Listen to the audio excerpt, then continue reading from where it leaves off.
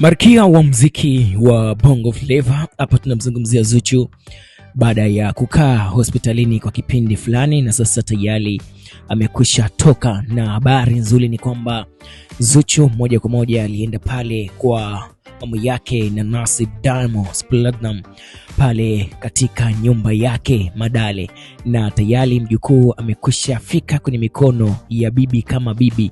Ni miongoni mwa tukio ambalo lilikuwa likisubiriwa kwa muda baada ya watu kuwa na maneno mengi kwa mama yake na Diamond, kwani maswali yalianza tangu tarehe 30 pale ya mwezi wa 7 katika baby shower ya Zuchu.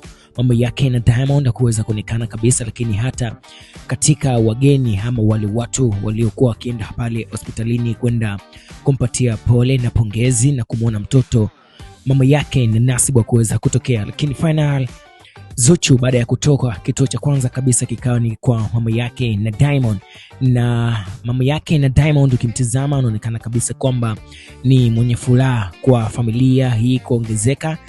Tunafahamu ya kwamba mwezi uliopita bibi Sandra aliweza pia kupokea mjukuu kutoka kwa Ricardo Momo, na mwezi huu wa 8 tayari pia amepata mjukuu kutoka kwa Diamond. Hivyo ni mwendelezo wa bibi Sandra kuzidi kuongeza familia yake, na siku zote familia kuongezeka ndio baraka yenyewe. Sasa tayari Zuchu amekwisha tia maguu na kwenda kukabidhi familia hiyo pale mikononi mwa mama yake na Diamond, bibi Sandra, na Diamond anaonekana kuwa na furaha nyakati zote.